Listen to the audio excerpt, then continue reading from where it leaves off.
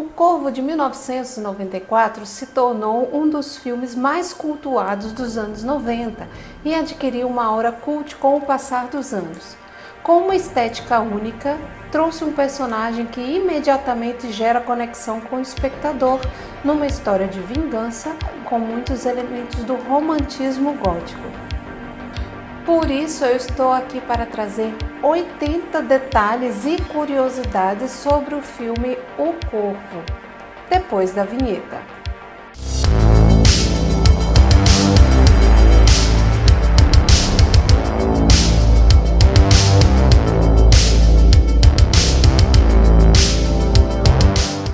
Fala galera Dark, aqui é a Lady Van e eu trago conteúdo sobre subcultura gótica e alternativa.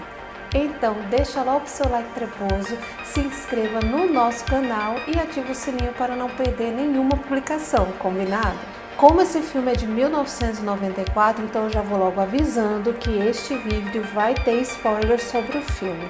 Então se você ainda não assistiu, corre para assistir gratuitamente aqui mesmo no YouTube. Dito isto, vamos para o vídeo. Curiosidade 1. A frase "não pode chover o tempo todo", que se tornou um símbolo do filme, faz parte de uma das músicas do Hangman's Joke, banda do protagonista Eric Draven. A música diz: "Não pode chover o tempo todo, o céu não pode cair para sempre. E embora a noite pareça longa, suas lágrimas não podem cair para sempre." A música fez parte do disco de trilha sonora do filme, que foi muito bem aceito pelas críticas. Can't rain all the time. Eric? Curiosidade número 2. Eric Draven é guitarrista da banda de rock industrial Hangman's Joke e uma foto da banda aparece em vários momentos do filme. Os demais integrantes da banda são ignorados na história. O filme começa com uma cena aérea da cidade de Detroit, que devido ao baixo orçamento do filme foi gravada com o uso de miniaturas.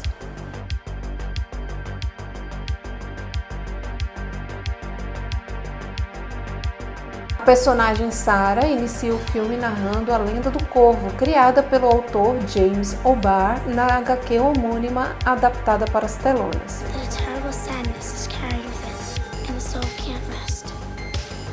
Essa lenda é originada na lenda da Noite do Diabo.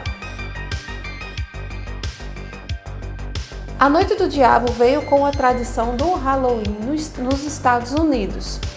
Enquanto na véspera do Dia de Todos os Santos é celebrado o Dia de Samhain, onde as pessoas acreditavam que antes do primeiro dia de novembro as almas dos mortos voltariam à Terra para visitar entes queridos e por isso vestiam fantasias assustadoras para espantar o sobrenatural, a noite anterior ao Halloween ficou conhecida como a Noite do Diabo, onde os jovens rebeldes possuídos por forças obscuras faziam travessuras e até atos de vandalismo e incêndios. Se alguém tivesse intenção de matar na Noite do Diabo, seria perseguido por maldições e só teria 1 ano de vida, pagando por seus feitos no dia de Halloween do ano seguinte. As cenas do filme têm uma paleta monocromática, com variações do preto ao vermelho profundo, exceto nas cenas de flashbacks, essas com cores vivas fazendo referência às HQs, onde eram ilustrações em preto e branco com um certo nível de qualidade que era superada pelos momentos em flashback. Inicialmente, o diretor Alex Proyas queria deixar o filme em preto e branco e apenas os flashbacks coloridos, mas os produtores executivos não o permitiram.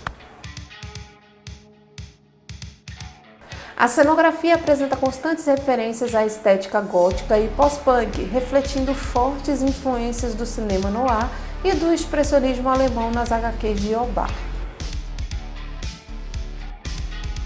Inclusive, O'Barr costumava colocar letras de músicas do The Cure e do Joy Division em páginas inteiras das HQs, pois é grande fã das bandas, o que influenciou as escolhas e construções da trilha sonora do filme.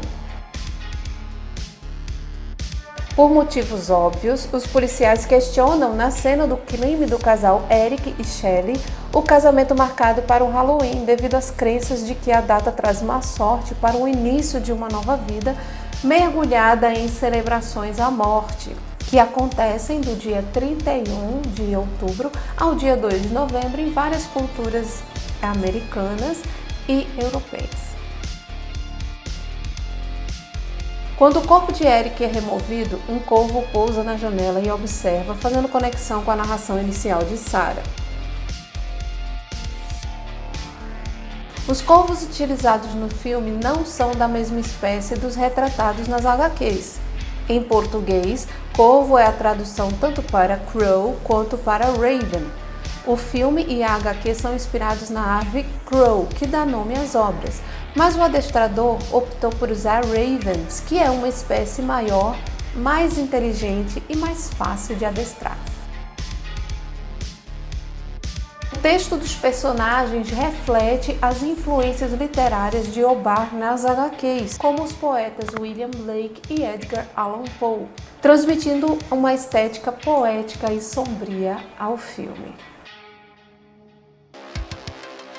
A cena de Sarah saindo do cemitério após deixar flores nos túmulos de Shelley e Eric voltou à tona quando em 2021 a foto de um corvo na lápide de Brandon Lee, ator que interpretou Eric, viralizou.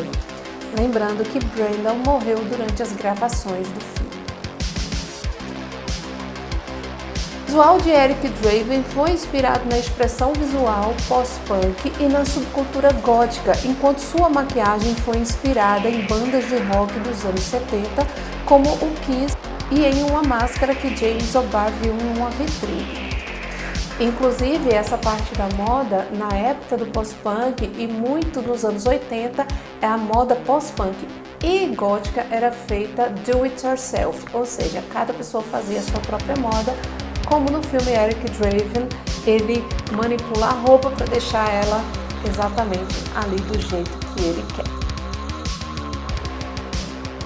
Brandon Lee e Alex Proyas não estavam satisfeitos com a maquiagem do personagem, que durava cerca de 1h30 para ficar pronta e precisava de retoques constantes. Então, por sugestão de Proyas, Brandon passou a fazer a própria maquiagem antes de dormir para no dia seguinte estar com um aspecto mais gasto e precisava de poucos retoques, de meia hora a 1 hora no set. Aos 9 minutos e 26 segundos do filme começa a sequência de cenas em que Eric Draven vai para casa. Todas essas cenas foram gravadas por um dublê de corpo, pois Brandon Lee havia morrido antes de sua conclusão.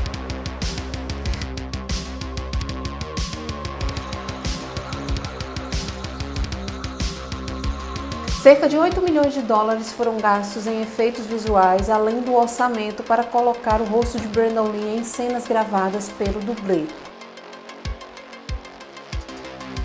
Nas cenas de flashback da morte de Draven, aparece ele sendo morto por uma facada por Tintin, personagem interpretado por Lawrence Mason.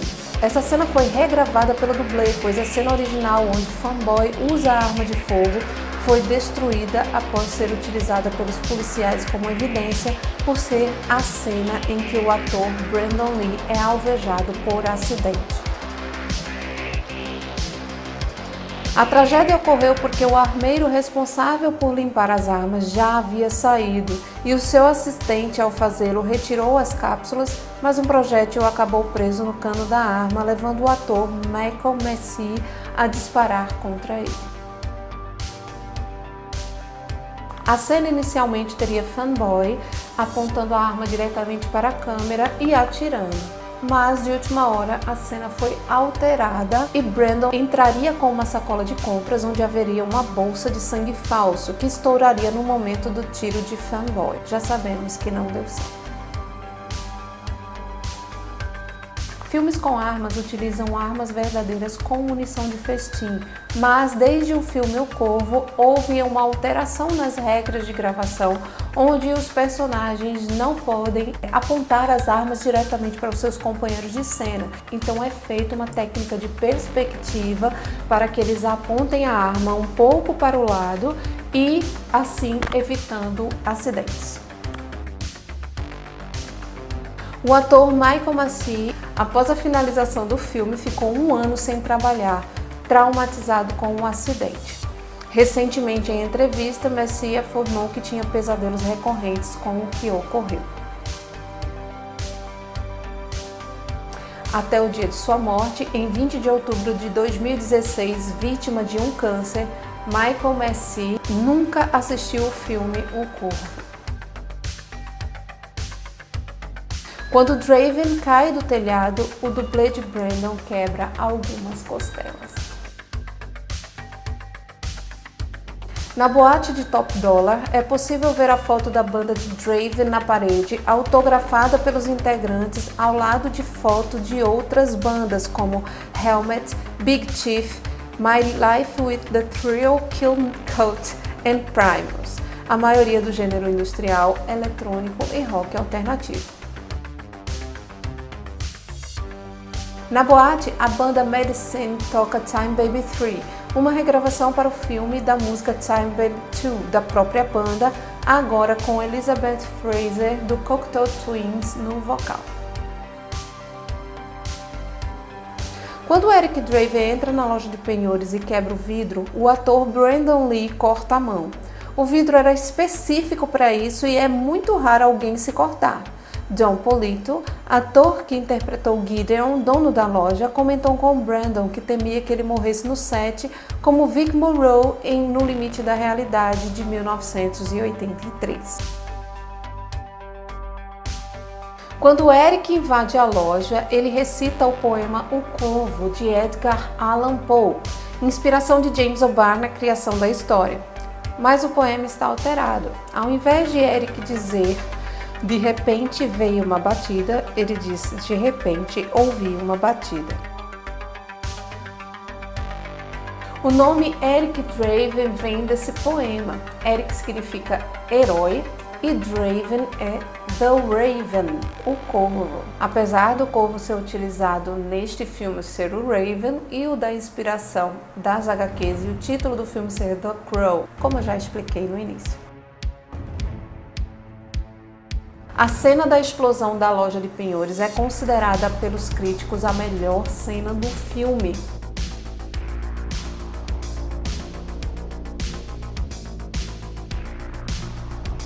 Quando a loja de Gideon explode e o policial Albrecht aborda Draven, é possível ver o escritor James O'Barr fazendo uma participação no filme roubando uma TV. Quando é confrontado por Albrecht, Eric assume a morte de Tintin e ao final da conversa some. Albrecht então o chama de palhaço do inferno e diz que é melhor assim, pois odeia palhaçadas. Naquele mesmo ano, John Wayne Gacy, conhecido como o Palhaço Pogo, serial killer que aterrorizou Chicago, havia morrido. 2 anos antes é lançado o filme To Catch a Killer, sobre Pogo, e no ano de lançamento de O Corvo, o filme Copycat, inspirado em Pogo, estava em produção. Portanto, palhaço assassino era algo bem frequente na mente dos policiais naquela época. Devido ao baixo orçamento, todas as cenas aéreas e corridas de carro são feitas com maquetes e miniaturas. Quando é salva por Eric de ser atropelada, Sarah pergunta se ele é um palhaço, ao que ele responde, às vezes. Até os anos 90, havia uma ideia com raízes profundas na psicanálise que permeava todo mundo, mas que com o tempo foi perdendo força, que é a ideia da síndrome do palhaço triste, em que supostamente humoristas, comediantes e palhaços fazem graça para esconder uma grande tristeza interior. Não é um distúrbio reconhecido pela ciência e compreende-se que palhaços são artistas e são pessoas como todas as outras e, portanto, têm altos e baixos de emoções como todo mundo.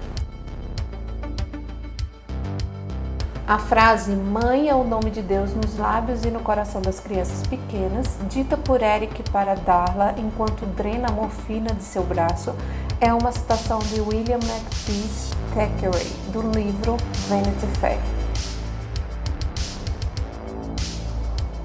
A frase "acredite, nada é trivial", que também se tornou um dos símbolos do filme dita por Eric no final da cena no apartamento de Albert, foi improvisada por Brandon e não estava no roteiro. I used to think they were kind of trivial. Believe me, nothing is trivial. Micah, meia-irmã de Top Dollar, é adepta da magia e descobre que os poderes de Eric vêm do corvo. Seus poderes no filme são um pouco confusos, pois há algumas cenas deletadas. O personagem Cowboy da Caveira, interpretado por Michael Berryman, estaria na mesma situação de Eric Draven em uma época anterior, mas em algum momento falhou por não se apegar apenas à sua vingança e não retornar ao túmulo após consegui-la, sendo condenado a percorrer a Terra por toda a eternidade. Isso teria explicado as vulnerabilidades de Eric quando conclui sua vingança e passa a agir por motivos não relacionados a ela. Your concern. It's not that easy. Get out of my way. You risked everything. I took that risk and lost. That's your story. And you will go as a mortal alone. Originalmente nos quadrinhos, Eric seria um mecânico, mas no filme Eric é um músico. Isso foi feito para trazer a atmosfera musical, gótica e post-punk de James O'Barr nas HQs e homenagear também o autor.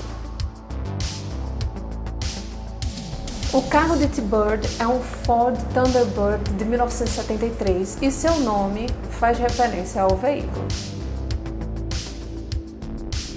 Antes de morrer, T-Bird fala: envergonhado, o diabo parou e viu que a bondade era terrível. Uma referência ao Satanás do Paraíso Perdido de John Milton. O ator inclusive chegou a levar para o set uma cópia antiga do livro para justamente gravar essa cena. The best the devil stood and felt how awful goodness is. You felt how awful goodness.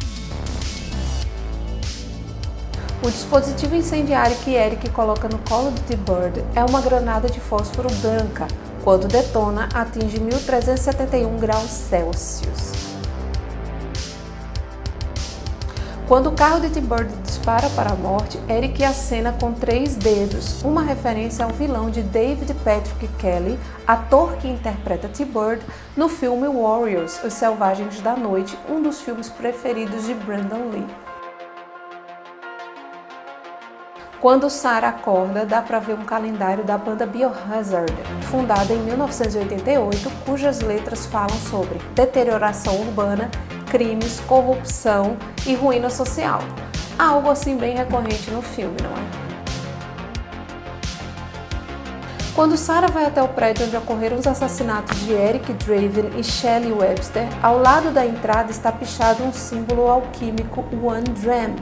Segundo adeptos do uso de símbolos para alteração de estado de espírito, este símbolo é utilizado para meditação em meio a dificuldades e é uma representação visual para a frase: quando as pressões aumentarem, lembre-se de que você está vivo. Assim como Eric Draven, apesar de tudo que tinha acontecido, ele estava ali.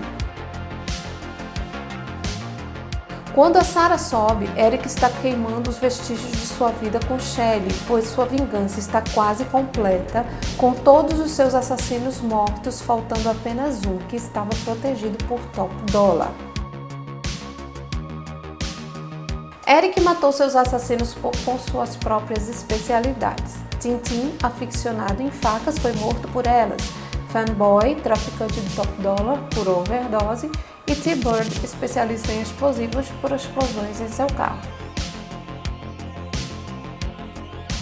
A cena em que Sarah encontra Eric em seu apartamento é feita pelo dublê de Brandon. David J. Shaw, roteirista do filme, é o segundo a morrer na sala de reuniões de Top Dollar. Shaw também era dublê de vários atores no longa. O último assassino a morrer, Skank, é jogado da janela da boate, refletindo o modo como o próprio Eric Draven foi jogado da janela de seu apartamento. Quando a vingança acaba após a morte de Skink, Eric leva um tiro e não se recupera, pois está na hora de voltar. Eric diz: "Eu estou indo para casa, Shelley", e em seguida é rodeado por crianças fantasiadas para o Halloween, que acham que ele também está fantasiado para a ocasião. Ele sorri pela primeira vez desde sua morte, com alegria. Ele havia sorrido antes, mas de maneira macabra, assustando Tintin e Fanboy. Lembrando que Shelley e Eric adoravam o Halloween e iam se casar nesta data. O filme chama a sua atenção por sua estética sombria e um estilo que lembra os videoclipes musicais dos anos 90. Isso ocorre porque o diretor Alex Proyas, antes de ser um cineasta, ele dirigiu vários videoclipes e trabalhou com várias bandas, como Fleetwood Mac, Yes, Sting, Rick Springfield, que é poliglota, fala vários idiomas, Crowdhouse e Alphaville. Muitos clipes mostravam o apuro visual com que Proyas trabalhava. Após a morte de Brandon Lee, que ocorreu 3 dias antes do término das gravações, a Paramount chegou a encerrar o projeto, mas a Entertainment Media Investment Corporation, criada especificamente para comprar este projeto, trouxe ele de volta à produção. Proyas, com o apoio de Eliza Hilton, noiva de Lee, achavam que o filme deveria ser concluído e lançado. As narrações do filme foram inseridas para suprir cenas que faltavam. James O'Barr não reagiu bem aos primeiros contatos para a adaptação. Ele escreveu durante o luto por sua noiva, que aos 18 anos faleceu vítima de um atropelamento por um motorista bêbado. E a ideia original dos executivos era criar um musical protagonizado por Michael Jackson, o que fez O'Barr gargalhar achando que se tratava de uma piada. De início, O'Barr também não gostou da escolha de Brandon Lee para o papel de Draven. Ele, por ter visto apenas um massacre no bairro japonês, achou que o Corvo acabaria virando um filme de Kung Fu. Mas, quando ele chegou no set e viu Brandon com a roupa e a maquiagem dizendo decorado os diálogos das HQs, ele ficou super animado e acabou virando muito amigo de Brandon Lee. Com o dinheiro que ganhou com o filme, O'Barr comprou um carro para sua mãe, um sistema de som para si mesmo e doou o restante do dinheiro. Ele dizia que não era certo lucrar com a morte, com uma tragédia tão grande, a morte de seu amigo, e ele chamava inclusive esse dinheiro de sangue. Linda Lee Caldwell, viúva de Bruce Lee e mãe de Brandon Lee, entrou com um processo por negligência contra o produtor Edward Pressman, o ator Michael Massey e outros 12 acusados pela morte de seu filho no set. Foi estabelecido fora dos tribunais o valor de 3 milhões de dólares. O filme, por ser de baixo orçamento, ficou marcado por vários acidentes nos bastidores, que deram a ele um status de filme amaldiçoado.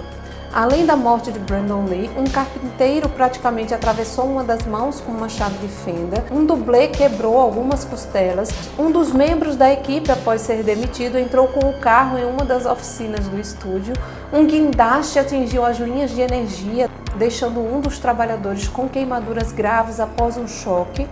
Um caminhão pegou fogo e um incêndio destruiu vários sets de uma produção vizinha. Até uma tempestade com um furacão atingiu a área de alguns sets e destruiu alguns deles. E aí, você acha que foram só coincidências ou você acha que realmente O Corvo era um filme amaldiçoado? Deixa nos comentários a sua opinião.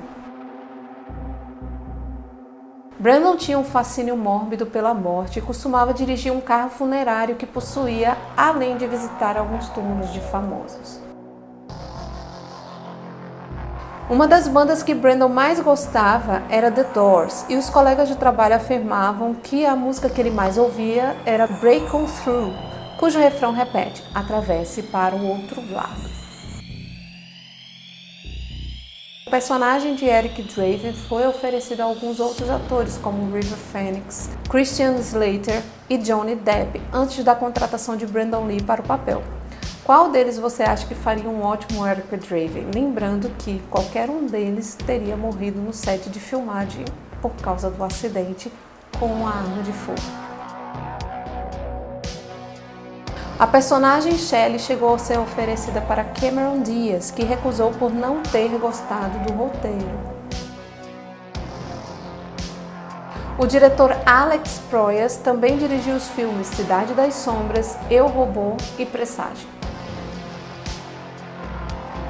Proyas queria que o cantor Iggy Pop fizesse parte do elenco e até o criou um personagem especialmente para ele. Mas alguns problemas na agenda impediram a participação. De qualquer maneira, Iggy Pop aparece na sequência de 1996. Os personagens Top Dollar, Micah e Grange não são chamados por seus nomes o filme inteiro, mas aparecem nos créditos.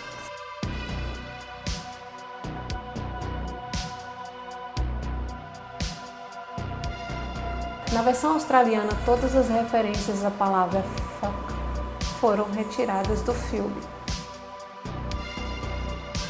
A pintura no rosto de Eric inspirou a máscara utilizada por James Root, guitarrista da banda Slipknot.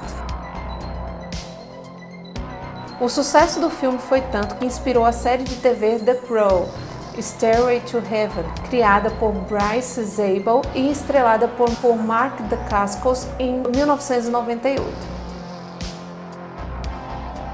Eric Mebius, que protagonizou O Corvo Salvação, de 2000, fez o teste para o papel de fanboy. A música A Grave Mistake, da banda Ice Nine Kills, é baseada na história de Eric Draven. Em 1996, o filme ganhou a sequência O Corvo, Cidade dos Anjos, com direção de Tim Pope e roteiro de David Goyer. Teve outra sequência em 2000 e mais uma em 2005. Em 2004 é lançada a produção indiana da história, chamada Hathia the Murder, substituindo o corvo por uma cobra, que faria mais sentido para os indianos culturalmente falando.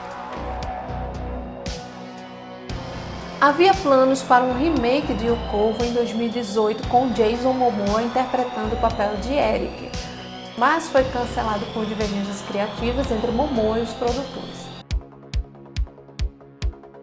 O orçamento inicial de O Corvo foi de 15 milhões de dólares, mas atingiu 23 milhões após a morte de Brandon Lee para os efeitos especiais e colocar Brandon Lee no filme.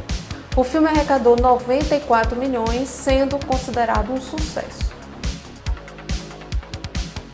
O novo remake de O Corvo encerrou suas filmagens e terá Bill Skarsgård no papel de Eric Draven e direção de Rupert Sanders, com filmes como Branca de Neve e o Caçador em seu currículo e roteiro de Zach Bailin, de King Richards.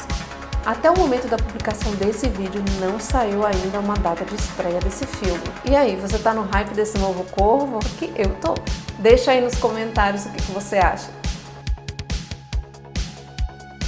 Desde o filme de 1994, vários atores foram cotados para viver Draven no cinema. Entre eles, Mark Wahlberg, Channing Tatum, Ryan Gosling, Tom Hiddleston, Luke Evans, Nicholas Hoult e Jason Momoa, antes que Bill Skarsgård assumisse o papel. O Corvo de 1994 recebeu o prêmio de melhor música com Big Empty, de Stone Temple Pilots, no MTV Movie Awards de 1995, além de ter sido indicado para as categorias de melhor ator para Brandon Lee, que perdeu para Brad Pitt em Entrevista com o Vampiro, e melhor filme, perdendo para Pulp Fiction. Também recebeu as indicações do Prêmio Saturno no mesmo ano nas categorias Melhor Figurino, perdendo para Entrevista com o Vampiro, Melhor Diretor, perdendo para James Cameron com True Lies, Melhor Filme de Terror, perdendo para Entrevista com o Vampiro, e Melhores Efeitos Visuais, perdendo também para True Lies.